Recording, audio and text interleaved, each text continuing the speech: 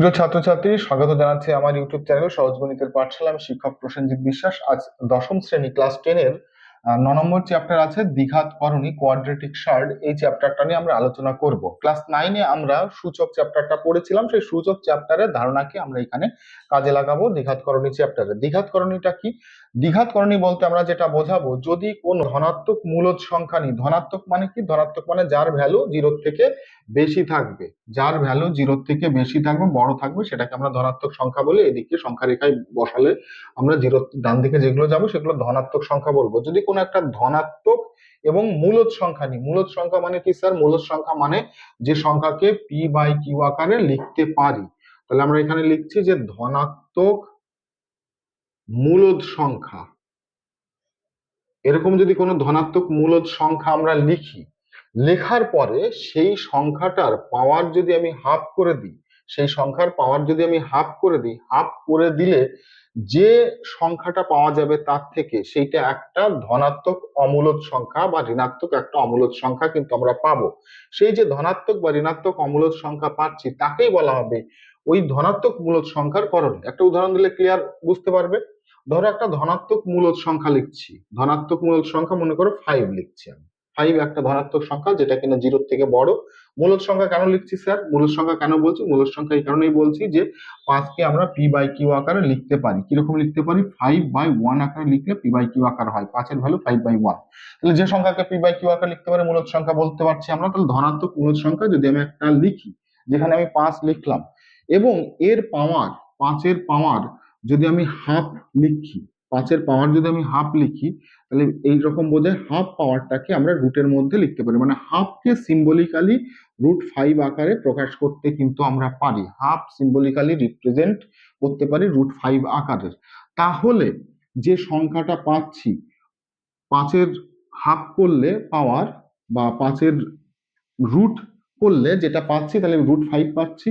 এই যে যে √5 এর ভ্যালু, √5 এর যে মানটা আসবে, সেই মানটা কিন্তু আর পি বাই কিউ আকারে আমরা লিখতে পারবো না। যদি পি বাই কিউ আকারে না লিখতে পারি, যদি পি বাই কিউ আকারে না লিখতে পারি, তখন আমরা বলবো √5, √5 কে বলবো যে 5-এর একটি দ্বিঘাত করণী। √5 কে কি বলবো? 5 যে সংখ্যাটা নিয়েছিলাম তার একটা দ্বিঘাত করণী, 5-এর দ্বিঘাত করণী। ঠিক একই রকম ভাবে যদি আমি আরেকটা উদাহরণ দিই, মনে করি এ একটা ধনাত্মক মূলদ সংখ্যা যেটাকে পি বাই কিউ আকারে লিখতে পারি এবং যার ভ্যালু 0 থেকে ওপরে। যদি এইবার ধনাত্মক মূলদ সংখ্যা যদি আমি এর রুট করি, প্লাস মাইনাস দিয়ে রুট করি, প্লাস চিহ্নটাও নেব, মাইনাস চিহ্নটাও নেব, তো সেই যে যে ভ্যালুটা আসবে, যে ভ্যালুটা পাবো, রুট এর যে মানটা পাবো, সেই মানটাকে যদি আমরা পি বাই কিউ আকারে লিখতে না পারি, তাহলে যে ভ্যালুটা পাচ্ছি প্লাস মাইনাস রুট এর, সেই ভ্যালুটাকে বলছি এ সংখ্যাটা যে মূলদ সংখ্যা ছিল তার দ্বিঘাত করণী। যেমনটি যেমনটি আমরা 5-এর দ্বিঘাত করণী √5 পেয়েছিলাম। ঠিক একই রকম 3 এর যদি আমরা রুট করি, তাহলে √3 হয়ে যাচ্ছে বা প্লাস মাইনাস √3 হয়ে যাচ্ছে 3-এর একটা দ্বিঘাত করণী। কারণ যার দ্বিঘাত করণী বের করব, সেই সংখ্যাটাকে ফার্স্ট কথা হচ্ছে হতে হবে ধনাত্মক মূলদ সংখ্যা। ঋণাত্মক সংখ্যা নিলে কিন্তু হবে না। যদি ভুল করে এরকম লেখো যে স্যার -3 লিখলাম, যেটা কিনা মূলদ সংখ্যা, -3 একটা মূলদ সংখ্যা, একে পি বাই কিউ আকারে লেখা যায়, কিন্তু এটা ঋণাত্মক কেন? এর আগে চিহ্নটা রয়েছে মাইনাস। মাইনাস হলে ঋণাত্মক বলছি কারণ সে জিরোর বাঁ দিকে থাকবে সংখ্যা রেখায়।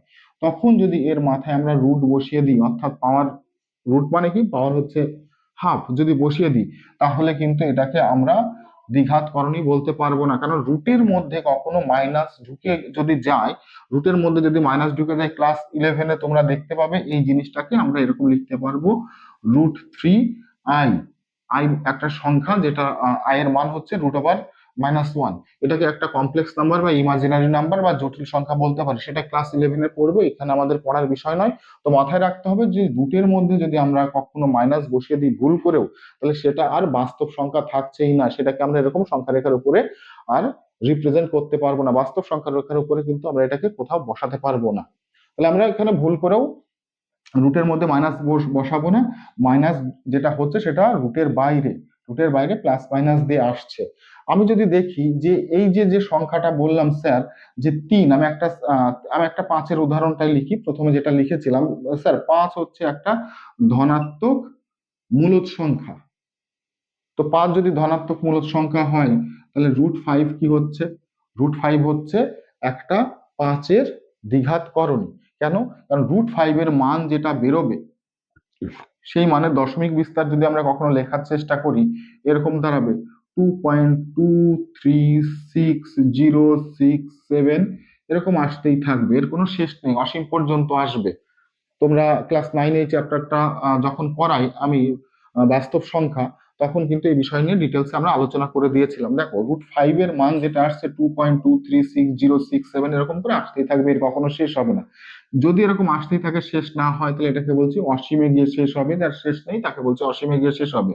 কাজেই এটাকে দশমিক তুলে দিয়ে আমরা দশমিক ঐক্যের পরিবর্তে p/q আকারে এটাকে প্রকাশ করতে পারবো না। তাহলে যদি কোনো ধনাত্মক মূলদ সংখ্যাকে আমরা রুটের মধ্যে রেখে বা তার পাওয়ার তার পাওয়ার যদি আমরা হাফ করে লিখি, লেখার পরে যদি সেটার যা ভ্যালু বেরোবে, দশমিকের বিস্তার, এটা যদি ভ্যালু বের করা যায়, এই ভ্যালুটা অবশ্যই সংখ্যা রেখার উপর বসানো যাবে। এই ভ্যালুটা √5 এর মান সংখ্যা রেখার উপর বসানো যাবে। ক্লাস 9-এ আমরা বসিয়েছি এবং সেটা দেখেছিও। কিন্তু এই ক্ষেত্রে সংখ্যা রেখার উপর বসানো একটা মানে, এবং এটাকে p/q আকারে লিখতে পারবো না। কেন লিখতে পারবো না? কারণ এটা হচ্ছে অমূলদ সংখ্যা। সেই ক্ষেত্রে যে √5 এর মান বেরোলো, বা +√5 অথবা -√5, প্লাস মাইনাস যাই নেই না কেন চিহ্ন, সেই ক্ষেত্রে এই সংখ্যাগুলোকে বলবো 5-এর দ্বিঘাত করণী। 5-এর দ্বিঘাত করণী আমরা বলবো। এবং এই যে সংখ্যাটা পাচ্ছি √5 অথবা √3, এগুলো হচ্ছে দ্বিঘাত করণী। এবং এই দ্বিঘাত করণীকে বলা হবে বিশুদ্ধ দ্বিঘাত করণী। মানে ব্যাপারটা এরকম, এর মধ্যে কোনো ভেজাল নেই। 24 ক্যারেট সোনা যেমন বিশুদ্ধ, সেরকম √5 বা √3 এই সংখ্যাগুলো হচ্ছে একদম পিওর দ্বিঘাত করণী। কারণ এর যে ভ্যালু আসবে, সেই ভ্যালুটাকে p/q আকারে আমরা কিন্তু প্রকাশ করতে পারবো না। দশমিকের পরে এর কখনো শেষ হবে না। তাহলে এটাকে বলবো আমরা দ্বিঘাত করণী। কিন্তু এর পরিবর্তে এখানে যদি আমরা একটা ধনাত্মক মূলদ সংখ্যা, এমন একটা সংখ্যা নিলাম, একটা ধনাত্মক মূলদ সংখ্যা 9, এটা একটা ধনাত্মক মূলদ সংখ্যা। তাহলে এর যদি আমরা করণী বের করি, দ্বিঘাত করণী মানে এর পাওয়ার যদি হাফ করি বা √9 করি, তাহলে দেখতে পাবো আমরা এইখান থেকে রুটের মধ্যে 3 × 3 করলে, 3 আর 3 গুণ করলে কত হচ্ছে? 9 হয়ে যাচ্ছে। সেই ক্ষেত্রে রুটের মধ্যে থেকে বেরিয়ে আসছে 3 কেন বেরিয়ে আসছে তোমরা সহজেই বুঝতে পারছো করণীর কনসেপ্ট থেকে। 3 কেন বেরিয়ে আসছে সহজেই বুঝতে পারছো। কেন বেরিয়ে আসছে আমি একটু পরে দেখাচ্ছি। তাহলে এই যে সংখ্যাটা বেরিয়ে আসলো, এই সংখ্যাটা কিন্তু আর অমূলদ সংখ্যা থাকছে না। একে p/q আকারে, অর্থাৎ 3কে p/q আকারে আমরা প্রকাশ করতে পারছি। যেহেতু 3কে p/q আকারে প্রকাশ করতে পারছি, এটার অমূলদ সংখ্যা থাকছে না, কাজেই 3টা কিন্তু আর দ্বিঘাত করণী হচ্ছে না। অর্থাৎ 3 যার থেকে পেয়েছিলাম, 3 কার থেকে পেয়েছিলাম? 3 পেয়েছিলাম √9 থেকে। √9 কে কিন্তু আমি আর দ্বিঘাত করণী বা কোয়াড্রেটিক সার্ড বলতে পারবো না। কোয়াড্রেটিক সার্ড হতে গেলে যেটা হতে হবে, যে কোনো একটা ধনাত্মক মূলদ সংখ্যার যে রুট ভ্যালুটা বেরোবে, সেই রুট ভ্যালুটা বা পাওয়ার হাফ করলে যে ভ্যালুটা বেরোবে, সেই ভ্যালুটার দশমিক বিস্তার যেন কখনো না মেলে। যদি এরকম কোনো ক্ষেত্র তৈরি হয়, তখন তাকে বলবো বিশুদ্ধ দ্বিঘাত করণী। এটাকে বলবো বিশুদ্ধ দ্বিঘাত করণী। বোঝা গেল আমার কথা? বিশুদ্ধ দ্বিঘাত করণী বলতে কি বোঝাতে চাইছি? একটু আগে যেটা বলছিলাম যে যেটাকে √9 3 × 3 লিখেছি, সেটা সমান রুটের মধ্যে দুটো 3 থাকলে একটা বেরিয়ে আসলো কেন, এটা আমার কথা ছিল। তো সেইটা আলোচনা করতে গিয়ে আমি একটু মুছে দিয়ে লিখছি, দেখো কি করে বেরিয়ে আসছে। আমরা এটা সূচকের ফর্মুলা থেকে লিখতে পারবো। √9 সমান আমরা লিখতে পারবো, 9 কে শুধুমাত্র আমরা লিখতে পাচ্ছি 3 × 3 লিখতে পারছি। 3 মানে 3 স্কোয়ার, দুটো একই জিনিসের গুণ। আর রুট মানেটা কি? রুট মানে হচ্ছে কোনো কিছুর পাওয়ার হচ্ছে হাফ, কোনো কিছুর পাওয়ার হাফকে তাকে রুট আকারে প্রকাশ করি। তাহলে রুটটাকে তুলে দিই, এখানে আমি পাওয়ার হাফ লিখতে পারবো। রুটটাকে তুলে দিলে পাওয়ার হাফ লিখতে পারবো, রুট মানে পাওয়ার হাফ। তাহলে 1 এর 2 আর 2 কেটে যাচ্ছে, যেটা রেজাল্ট থেকে যাচ্ছে সেটা হচ্ছে 3 থেকে যাচ্ছে। 1 এর 2 আর 2 কেটে গিয়ে 3 পড়ে থাকছে, সেই ক্ষেত্রে √9 ইকুয়াল টু কত বেরিয়ে গেল? 4 বেরিয়ে গেল। ঠিক একই রকম ভাবে যদি আমরা √16 করতাম, তো সেইখানে দেখতে পেতাম 4 ইন্টু 4 হচ্ছে 16 সমান, এটা সমান 4 বেরিয়ে যাচ্ছে। কেন? রুট সমান হচ্ছে পাওয়ার হাফ, আর 4 গুণ করলে স্কোয়ার হয়ে যাচ্ছে, তো 2 আর হাফ কেটে 4 বেরিয়ে যাচ্ছে। তো সেই ক্ষেত্রে আমরা এই সংজ্ঞাটাকে এইভাবে একটু মডিফাই করে দিতে পারি, যদি রুটের মধ্যে কোনো পূর্ণবর্গ সংখ্যা থাকে, কি সংখ্যা থাকে? পূর্ণবর্গ, পারফেক্ট স্কোয়ার সংখ্যা থাকে, যেমন 9 হচ্ছে পারফেক্ট 3-এর স্কোয়ার, 16 হচ্ছে কত? 4-এর স্কোয়ার, 36 হচ্ছে কত? 36 হচ্ছে 6-এর স্কোয়ার। তো আমি সেইভাবে ভাবতে পারি যে স্কোয়ার মানে হাফ, আর রুট মানে হাফ, আর স্কোয়ার মানে হচ্ছে 2। কেটে কুটে যে রেজাল্টটা আসছে সেই রেজাল্টটা আসছে 6 রেজাল্ট আসছে। তাহলে যদি রুটের মধ্যে কখনো পূর্ণ পারফেক্ট স্কোয়ার কোনো নাম্বার থাকে, সেই ক্ষেত্রে তার যে ভ্যালুটা বেরোচ্ছে সেই ভ্যালুটা কিন্তু একটা অমূলদ সংখ্যা আসছে না, মূলদ সংখ্যা আসছে।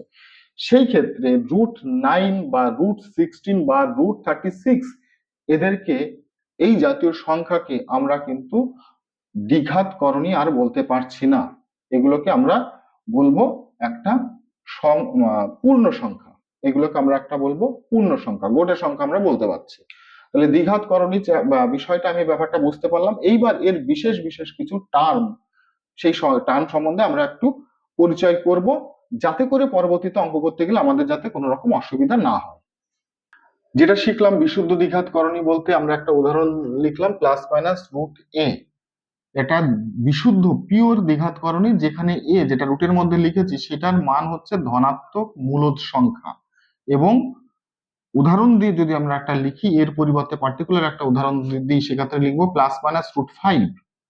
5 আমি একটা সংখ্যা নিয়েছি, হলো 5-এর একটা দ্বিঘাত করণী। 5-এর একটা দ্বিঘাত করণী, ভালো করে লক্ষ্য করো, 5 হচ্ছে একটা মূলদ সংখ্যা, এবং 5 কিন্তু কোনো সংখ্যার পারফেক্ট স্কোয়ার নয়। 5কে কোনো সংখ্যার পারফেক্ট স্কোয়ার আকারে, কোনো মূলদ সংখ্যার পারফেক্ট স্কোয়ার আকারে কিন্তু 5কে আমরা প্রকাশ করতে পারি না, যেমনটি 9, 16, 25 এদেরকে প্রকাশ করতে পারছিলাম। তাহলে এরা হয়ে গেল একটা বিশুদ্ধ দ্বিঘাত করণী, এর মধ্যে কোনো ভেজাল নেই। বিশুদ্ধ দ্বিঘাতকরণীর পরে আমরা যেটা শিখবো সেটা হচ্ছে মিশ্র দ্বিঘাতকরণী। মিশ্র দ্বিঘাতকরণী মানে কি? যে বিশুদ্ধ দ্বিঘাতকরণীয় কিছু থাকবে, তা বাদে অন্য একটা থাকবে যেটা কিনা করণী নয়। দুটোকে মিলিয়ে মিশিয়ে যখন করব তখন মিশ্র দ্বিঘাতকরণী আমরা বলতে পারবো। একটা উদাহরণ যদি দিই, 2 +-√3, 2 +-√3, স্যার +-√3 মানে কি দাঁড়াচ্ছে? +-√3 মানে দাঁড়াচ্ছে 2 +√3 একটা, এবং 2 -√3, দুটো চিহ্ন একসঙ্গে মিলে মিশিয়ে লিখে দিয়েছে, একটা হচ্ছে প্লাস চিহ্ন, একটা হচ্ছে মাইনাস চিহ্ন। একে মিশ্র দ্বিঘাতকরণী বলছি। কেন মিশ্র দ্বিঘাতকরণী বলছি? √3 তো একটা পিওর দ্বিঘাতকরণী, এখানেও √3 হচ্ছে একটা বিশুদ্ধ দ্বিঘাতকরণী, কিন্তু দুই দুই তো কোনো করণী নয়, দুইয়ের মাথায় তো কোনো রুট দিইনি, পাওয়ার হাফ দিইনি, এখানে দুইয়ের মাথায় পাওয়ার হাফ দিইনি। এই দুইটা হচ্ছে পিওর একটা ধনাত্মক, ধনাত্মক ঋণাত্মক হলেও অসুবিধা নেই। 2 হচ্ছে একটা মূলদ সংখ্যা, এখানে 2 হচ্ছে একটা মূলদ সংখ্যা, 2 হচ্ছে মূলদ সংখ্যা। আর যোগ চিহ্ন দিয়ে যেটা লেখা আছে সেটা হচ্ছে একটা অমূলদ সংখ্যা, একটা অমূলদ সংখ্যা। তাহলে আমরা কি লিখলাম? যে মূলদ সংখ্যা আর অমূলদ সংখ্যা যদি যোগ অবস্থায় থাকে তাহলে সেটাকে বলছি মিশ্র দ্বিঘাতকরণী। এখানেও তাই রয়েছে, মূলদ সংখ্যা 2, তার সাথে অমূলদ সংখ্যা √3, এটা বিয়োগ অবস্থায় রয়েছে। তো এটা হচ্ছে মিশ্র দ্বিঘাতকরণী। মিশ্র দ্বিঘাতকরণীর মধ্যে একটা মূলদ সংখ্যা থাকবে আর একটা অমূলদ সংখ্যা থাকবে, যেটা কিনা আমরা বলছি বিশুদ্ধ দ্বিঘাতকরণী বলছি। এটা হচ্ছে মিশ্র দ্বিঘাতকরণী। এরকম আমরা লিখতে পারি -5 ±√7, প্লাস দিয়ে লিখেছি, এটাও একটা মিশ্র দ্বিঘাতকরণী লিখতে পারবো, কারণ -5 হচ্ছে একটা মূলদ সংখ্যা, -5 হচ্ছে একটা মূলদ সংখ্যাকে p/q আকারে লেখা যায়। আর √7 এটা হচ্ছে একটা অমূলদ সংখ্যাকে p/q আকারে লেখা যায় না। তাহলে দুটো বিষয় যখন পাশাপাশি লিখছি কোনো একটা চিহ্নের সাহায্যে বা যোগ বা বিয়োগ আকারে লিখছি, তখন এই দুটোকে একসঙ্গে আমরা বলছি মিশ্র। আশা করি ব্যাপারটা বুঝতে পেরেছো যে আমি কি বলতে চাইছি। এই জিনিসগুলো আমাদের পরবর্তীতে কাজে লাগবে। এরপরের যে বিষয়টা আমরা শিখবো সেটা হচ্ছে, এই প্রসঙ্গে একটু বলে রাখি, এই প্রসঙ্গে না বললে একটু ইনকমপ্লিট থেকে যাচ্ছে, যে কোনো একটা অমূলদ সংখ্যা যদি হয়, অমূলদ সংখ্যায় কিন্তু করণী নাও হতে পারে। কোন একটা অমূলদ সংখ্যা সে করণীয় নাও হতে পারে। অমূলদ সংখ্যা কিরকম আছে দেখো, আমরা লিখছি যে পাই রুট ওভার পাই এটা কিন্তু একটা অমূলদ সংখ্যা। রুট ওভার পাই একটা অমূলদ সংখ্যা, কিন্তু একটা করণী নয়, বিশুদ্ধ করণী তো নয় এটা। কেন বিশুদ্ধ করণী নয়? কারণ পাইয়ের মান আমরা জানি, পাইয়ের মান আমরা জানি যে 1.14 সামথিং সামথিং সামথিং সামথিং আসতেই থাকবে। এটা কি বৃত্তের ব্যাস, সরি বৃত্তের পরিধি, কোন একটা বৃত্তের পরিধির যা মাপ এবং তার যে ব্যাস, তার যে মাপ, তার অনুপাত করলে যে অনুপাতের ভ্যালুটা দাঁড়ায়, সেই ভ্যালুটাকে আমরা পাই অক্ষর দ্বারা চিহ্নিত করি। যেটার মান আমরা খুব আসন্ন মান যদি নিই 22-এর কাছাকাছি চলে আসে, কিন্তু পায়ের মান 22-7 নয় কিন্তু। তাহলে পাই কিন্তু একটা মূলদ সংখ্যা নয়, পাইকে কিন্তু আমরা পি বাই কিউ আকারে লিখতে পারি না, যদিও কোনো কোনো অঙ্কে আমরা পাইয়ের মান 22-7 ধরে নিই, কারণ পাই বলতে যেটা বোঝায় সেটা 22-7 মানের খুব কাছের একটা মান আসে, কিন্তু অ্যাকুরেট 22-7 নয়। তো পাই যেহেতু একটা অমূলদ সংখ্যা, পি বাই কিউ আকারে লিখতে পারছি না, তো রুট পাই যদি লিখি তাহলে রুট পাই, পাইয়ের যে ভ্যালুটা দাঁড়াবে এইটাও কিন্তু একটা অমূলদ ভ্যালুই আসবে, এটা একটা অমূলদ ভ্যালুই আসবে, এর মানটা পি বাই কিউ আকারে লিখতে আমরা পারবো না। না পারলেও এটাকে কিন্তু আমরা করণী বলতে পারছি না। তাহলে এটা একটা ব্যতিক্রম থেকে গেল, যে অমূলদ সংখ্যা হলেই তার মাথায় যদি আমরা রুট বসিয়ে দিই, বা রুট বসালে যে ভ্যালুটা আসছে সেটা যদি অমূলদ কোনো ভ্যালু আসে, তাহলে তাকে কিন্তু সবসময় আমরা করণী বা দ্বিঘাত করণী বা বিশুদ্ধ দ্বিঘাত করণী বলতে পারছি না। অসুবিধা ঘটিয়ে দিল রুট পাই। রুট পাই কিন্তু একটা অমূলদ সংখ্যা হওয়া সত্ত্বেও এটা দ্বিঘাত করণী সংখ্যা নয়। এরপর আমরা যেটা শিখবো সেটা হচ্ছে সদৃশ্যকরণী এবং অসদৃশ্যকরণী, সদৃশ্যকরণী এবং অসদৃশ্যকরণী।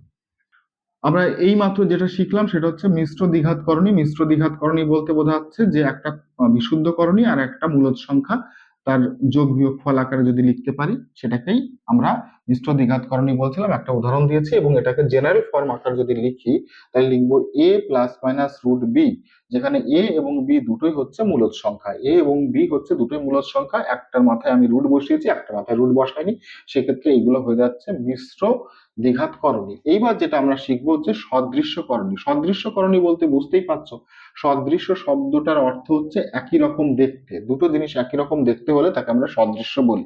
তো বিষয়টা কিরকম, বিষয়টা যদি আমরা এরকম লিখি, মনে করো রুট এইট আছে, রুট এইট আছে, তো রুট এইট এর যদি আমরা ভ্যালু বের করি, কি ভ্যালু বেরোয় দেখি, আর একটা দেখবো রুট হচ্ছে 32। আমি দুটো উদাহরণ নিচ্ছি।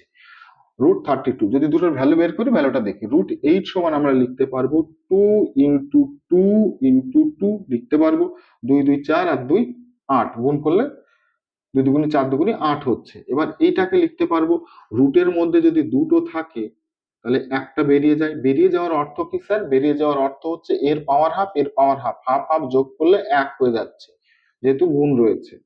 তো 2, এই দুইটা রুটের মধ্যে থেকে গেল, তাহলে 2 √2 হয়ে গেল। √8 মানে বেরোচ্ছে 2 √2। আমরা এইভাবে ভাবলে আমাদের ভাবার পক্ষে সুবিধা হবে, যে রুটের মধ্যে যদি দুটো একই সংখ্যা থাকে তাহলে একটা বেরিয়ে যাবে রুটের বাইরে, হাফ হাফ পাওয়ার গুণ হয়ে গোটা 1 হয়ে যাবে, আর যেটা সিঙ্গেল অবস্থায় থাকবে, যেমন এই দুইটা সিঙ্গেল অবস্থায় রয়েছে, দুইটা রুটের মধ্যে যেমনটা ছিল তেমনটাই রয়ে গেল।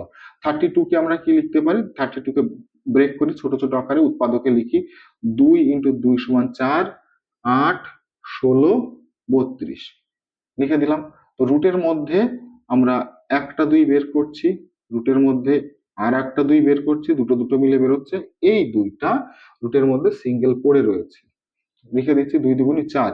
নর্মাল 2 আর 2 গুণ করলে 4 হয়, 4 লিখে দিচ্ছি 4 √2। তাহলে আমি এখানে দেখতে পেলাম, এই উদাহরণটার সাহায্যে দেখতে পেলাম যে √8 সমান তার ভ্যালু হচ্ছে 2 √2, আর √32 তার ভ্যালু হচ্ছে 4 √2।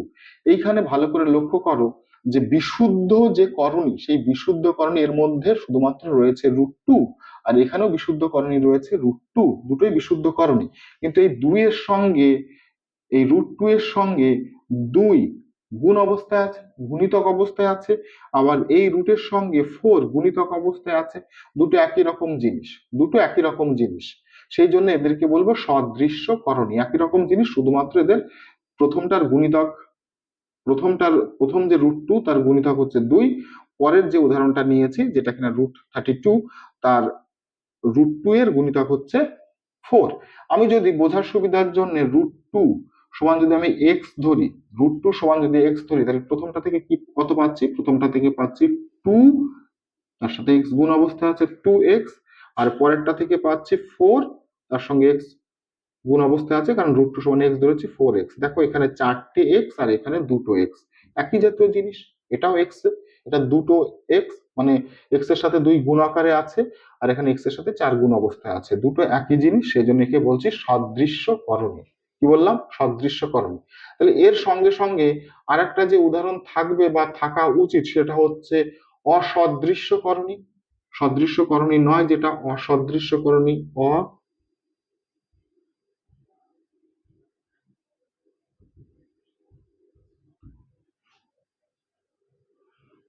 আমি এখানে একটা উদাহরণ লিখলাম, মনে করো √12 লিখলাম, আর একটা লিখলাম √18 লিখলাম। √12 এবং √18, দেখি এর ভ্যালুটা কি বেরোয়। একে সিম্পলিফাই করলে এর ভ্যালুটা কি আসে সেটা দেখি। √12 কে আমরা কিভাবে লিখতে পারি? ব্রেক করে বা উৎপাদক আকারে লিখলে 2 × 2 × 3 লিখতে পারি। 2 2 4, 3 4 12। তাহলে এর ভ্যালু যেটা বেরোচ্ছে, রুটের মধ্যে দুটো 2 আছে বলে একটা 2 বেরিয়ে আসলো, 3 বেরোতে পারছে না, 3 রুটের মধ্যেই থেকে গেল। আবার যদি 18 কে আমরা ব্রেক করি, তাহলে এটাকে লিখতে পাচ্ছি 3 × 3 × 2, 3 3 9, 9 2 18। রুটের মধ্যে 3 দুটো আছে, একটা বেরিয়ে গেল বাইরে, রুটের বাইরে, আর একটা হচ্ছে √2 বেরোতে পারলো না। এইবার আমরা দেখতে পেলাম √12 এর ভ্যালু 2√3, আর √18 এর ভ্যালু 3√2। দুটো এক জিনিস কি? না, দুটো এক জিনিস নয়। দুটো এক জিনিস এই কারণেই নয়, এখানে √3 আছে দুটো, আর এখানে √2 আছে তিনটে। দুটো আলাদা আলাদা জিনিস। তুমি যদি যে কোনো একটাকে এক্স ধরো, যেটা কিনা রুটের মধ্যে রয়েছে, যদি √3 কে তুমি এক্স ধরো এই ক্ষেত্রে, তাহলে প্রথমটা থেকে তুমি লিখতে পারছো 2x লিখতে পারছো, কিন্তু পরের যেটা √18 ছিল সেটার সমান 3√2। √2 সমান তো এক্স ধরনি, তাহলে এখানে তুমি এক্স দিয়ে আর কিছু লিখতে পারছো না, কারণ এক্স সমান হচ্ছে √3, √2 নয়। সেই কারণেই একে বলা হবে অসদৃশ্যকরণী। এখানে করণীর মধ্যে যেটা রয়েছে বা রুটের মধ্যে যেটা রয়েছে সেইটা, আর পরেরটাই রুটের মধ্যে যেটা রয়েছে, সেই দুটো কিন্তু আলাদা। আমরা রুটের মধ্যে যারা রয়েছে তাদের দেখে সদৃশ্য বা অসদৃশ্য বিচার করব। এখানে আমি আর একটা জিনিস বলে রাখি, যদি এই যে রুটের মধ্যে যে সংখ্যাটা রয়েছে, রুটের মধ্যে যে সংখ্যাটা রয়েছে সেটা হচ্ছে 3, পরেরটা রুটের মধ্যে যে সংখ্যাটা রয়েছে সেই সংখ্যাটা হচ্ছে 2। এই 2 এবং 3 যদি পরস্পর যদি মৌলিক সংখ্যা হয়, পরস্পর মৌলিক সংখ্যা বলতে কি বুঝি? যদি তাদের গসাগু 1 হয়, অর্থাৎ 2 এবং 3 রুটের মধ্যে যারা রয়েছে তাদের যদি কোনো কমন ফ্যাক্টর না থাকে, কমন ডিভাইজার না থাকে, এদের মধ্যে এমন কোনো কমন ফ্যাক্টর নেই এক বাদে, দুটোর মধ্যে যাদের গসাগু 1, যদি এরকম থাকে, যাদের গসাগু 1 অর্থাৎ পরস্পর মৌলিক সংখ্যা, তাদের যদি করণী বের করি, তারা অবশ্যই করণী বের করে অবশ্যই আলাদা আলাদা হবে করণী, একই করণী হবে না। সেই ক্ষেত্রে এদেরকে আমরা অসাদৃশ্য করণী বলতে পারবো। উদাহরণ দিয়ে যেমন দেখিয়ে দিলাম, তাহলে সদৃশ্য করণী, অসাদৃশ্য করণী আমরা কিন্তু দেখলাম বা চিনতে পারলাম। এবার আমরা দেখব করণী নিরসন। কোনো একটা সংখ্যার মধ্যে যদি করণী থাকে, করণীটাকে কিভাবে আমরা রিমুভ করে দিতে পারি, অর্থাৎ করণীটাকে তুলে দিয়ে কিভাবে আমরা মূলদ সংখ্যা আকারে প্রকাশ করতে পারি, সেটাকে করণী নিরসন বা রেশনালাইজেশন বলবো। যদি আমি একটা উদাহরণ দিই, মনে করো এরকম একটা সংখ্যা আছে √17/√5। এটা একটা করণীযুক্ত সংখ্যা, বিশুদ্ধ করণীযুক্ত সংখ্যা, দেখতেই পাচ্ছ এর মধ্যে অন্য কিছু নেই, দুটোই করণীর মধ্যে রয়েছে। এবং এইটাকে আমরা ভগ্নাংশ আকারে যদি ভাবি, তাহলে দেখতে পারবো প্রথমে উপরে যেটা √17 আছে এটাকে আমরা লব বলতে পারবো, আর নিচে যেটা √5 আছে সেটাকে আমরা হর বলতে পারবো, যদি ভগ্নাংশ আকারে ভাবি। তো তো এই ক্ষেত্রে আমরা যে সংখ্যাটা পেলাম সেই সংখ্যাটা √17/√5, √17/√5 এর যা ভ্যালু, সেই ভ্যালুটা আমরা ক্যালকুলেট করে বের করতে পারবো। √17 এর মান কত, √5 এর মান কত, আমরা বের করতে পারবো। এখন যদি আমরা দেখি যে হরে হরে যে সংখ্যাটা রয়েছে, হরের যে সংখ্যাটা রয়েছে সেটা হচ্ছে √5। যদি হরের সংখ্যাটা √5টাকে আমরা একটা মূলদ সংখ্যা আকারে প্রকাশ করতে পারি, অর্থাৎ রুটটাকে বাইরে বের করে দিতে পারি। রুটের বাইরে যদি আমরা বের করে দিতে পারি, টোটাল যে ভ্যালুটা রয়েছে লব আর হর করে তার মান অক্ষুণ্ণ রেখে, তার মান আমরা চেঞ্জ না করে যে ভ্যালুটা আছে √17/√5 করলে যে মানটা হয়, যে ভ্যালুটা হয়, সেই ভ্যালুটা একই রেখে যদি আমরা হর থেকে রুটটাকে তুলে দিতে পারি, তাহলে সেই প্রক্রিয়াকে বলবো আমরা করণী নিরসন বা রেশনালাইজেশন। করণী নিরসন বা রেশনালাইজেশন কিভাবে করতে পারি সেটা আমরা দেখি। এই এই করণীয় নিরসন আমাদের কিন্তু অঙ্ক করতে গিয়ে বারবার করণীয় নিরসন প্রক্রিয়াটাকে করতে হবে। যেমন √17 আমি বলছি হর থেকে করণীয়টা তুলে দেবো, লব থেকে নয়। লবে যেমন আছে অর্থাৎ ওপরে যেমন আছে তেমনই থাকবে, নিচে যেটা রয়েছে হরে যেটা রয়েছে সেটা কত রয়েছে, সেটা হচ্ছে 5 রয়েছে, √5। এবার এর ভ্যালু যেটা আছে সেটা তো ফিক্সডই আছে। আমি এরকম ভাবতে পারি ওপরেও মনে করো √5 এবং নিচেও √5, অর্থাৎ নতুন করে আমি লবে √5 এবং হরে √5 দিয়ে গুণ করে দিচ্ছি। এটা ছিল না কিন্তু অঙ্কের মধ্যে কোথাও, গুণ করে দিচ্ছি। তাহলে মনে মনে কি হলো, √5 আর √5 কেটে গেল, আমি কিছুই করিনি, যেমনটা ছিল তেমনটাই থেকে গেল, যা মান ছিল সেই মানই থেকে গেল। কিন্তু আমি √5/√5 গুণ করে দিয়েছি ওপর নিচে। কেন গুণ করলাম স্যার? গুণ করলাম এই কারণেই, কারণ নিচেই যে √5 আছে তার সঙ্গে আর একটা √5 আমি আমদানি করে নিয়ে আসলাম। নিচেই যে √5 আছে তার সঙ্গে আর একটা √5 যখন আমদানি করে নিয়ে আসলাম, তখন √5 × √5, রুটের মধ্যে দুটো একই সংখ্যা থাকলে রুট থেকে বেরিয়ে 5 হয়ে গেল, এ রুট থেকে মুক্ত হয়ে গেল। কিন্তু ওপরেরটা কিন্তু রুট থেকে মুক্ত হতে পারলো না। 17 × 5, রুটের মধ্যে 17 আছে, এখানে রুটের মধ্যে 5 আছে, তো দুটোই যেহেতু রুটের মধ্যে আছে এবং গুণ অবস্থায় আছে, তো আমরা গুণ করে দিতে পারি। 5 × 17 85 হচ্ছে, 5 × 17 85 হচ্ছে, 17 × 5 গুণ করলে 85 হচ্ছে।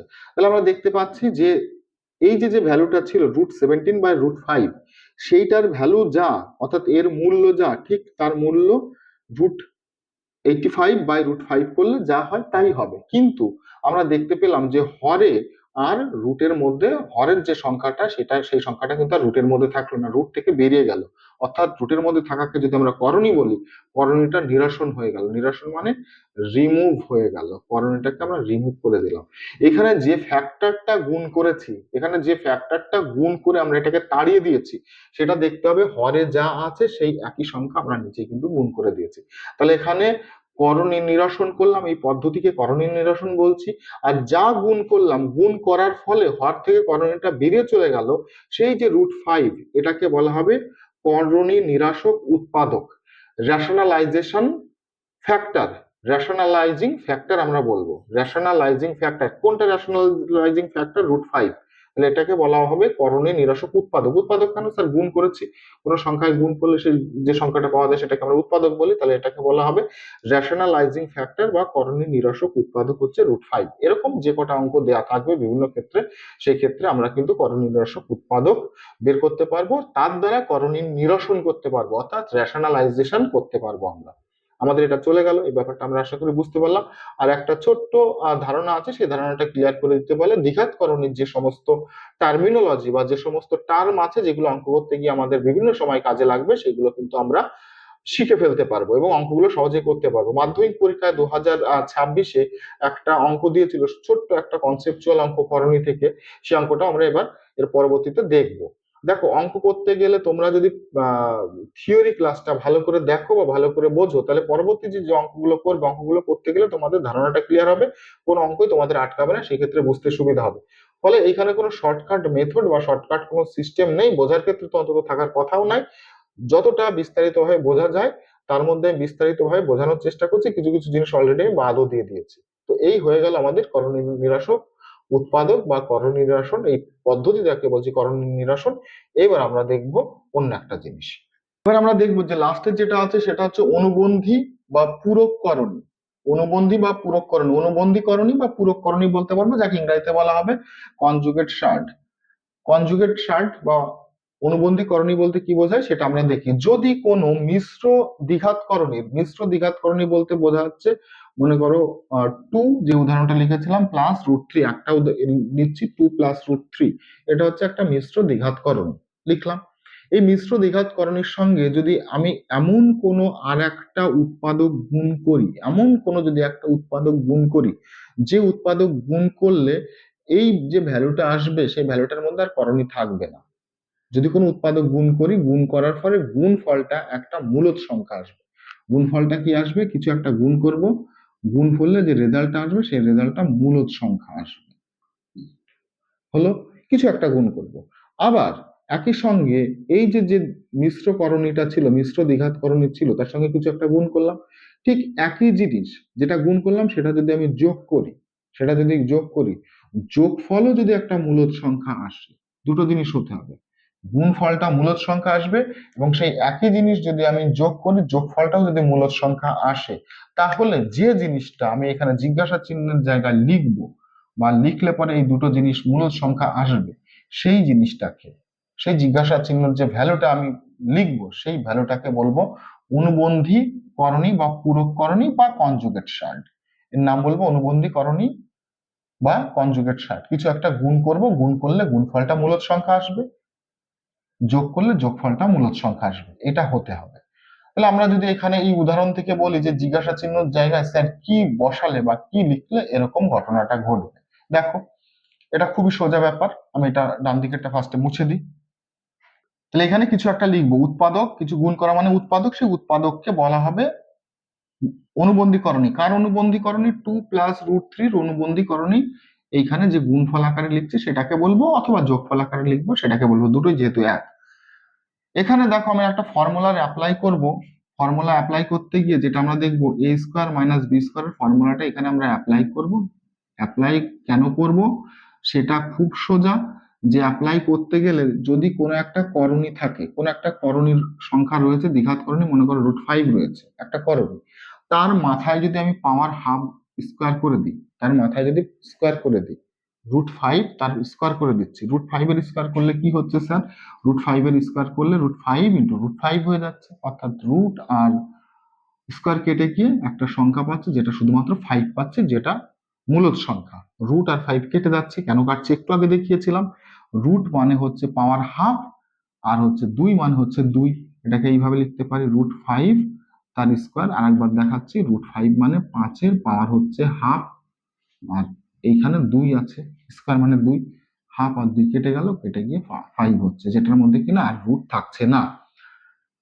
তাহলে আমরা যদি কোনো একটা করণীর মাথায় আমি এরকম স্কোয়ার বসিয়ে দিতে পারি, আবার যদি আরেকটার মাথায় স্কোয়ার বসিয়ে দিতে পারি, তাহলে রুট থাকলে রুটটা তো ভ্যানিশ হয়ে গেল, রুটটা তো আউট হয়ে গেল, স্কোয়ার করলে তো আর রুট থাকবে না। তাহলে সেই কাজটা করলে আমার এখান থেকে মূলদ সংখ্যা পেয়ে যাবো, রুট না থাকলে মূলদ সংখ্যা পেয়ে যাবো।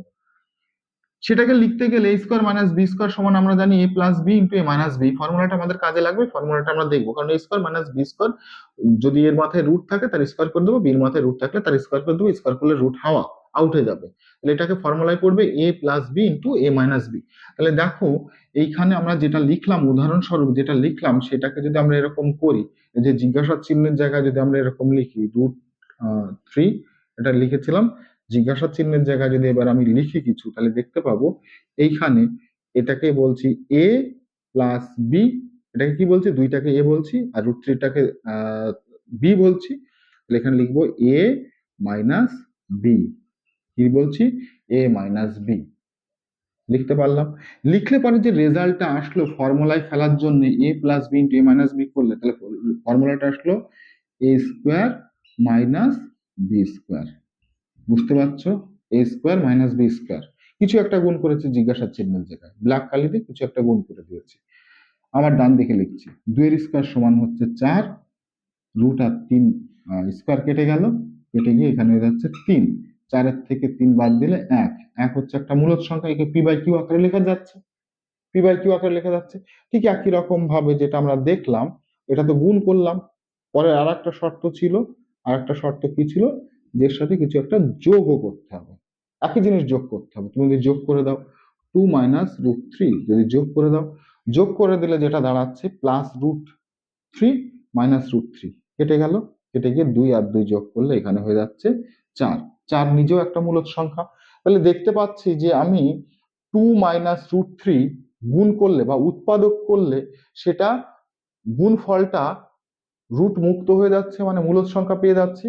যোগ করলেও সেই যোগফলটাও রুট থেকে মুক্ত হয়ে যাচ্ছে, মানে মূলদ সংখ্যা পেয়ে যাচ্ছি।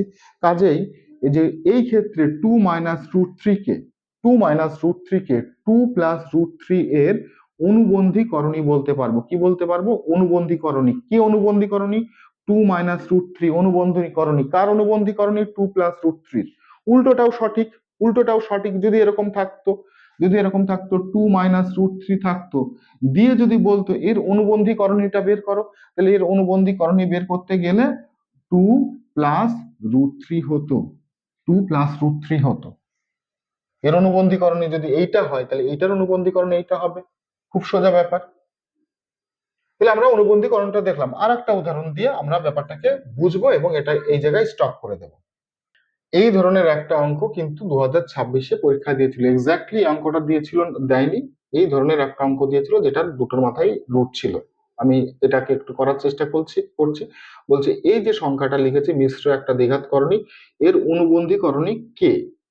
কি হবে অনুবন্ধীকরণী সেটা বের করো। তো অনুবন্ধীকরণী হতে গেলে আমরা ফার্স্টে যে মিশ্রকরণীটা দেওয়া আছে, দ্বিঘাতকরণীটা দেওয়া আছে, তার যেটা করণের বাইরে রয়েছে, অর্থাৎ যেটা মূলদ সংখ্যা রয়েছে, সেটাকে কখনো আমরা এ ধরবো, আর যেটা করণের মধ্যে রয়েছে সেটাকে আমরা কখনো বি ধরবো, বা উল্টোটাও হতে পারে, এটাকে এ ধরতে পারি, এটাকে বি ধরতে পারি।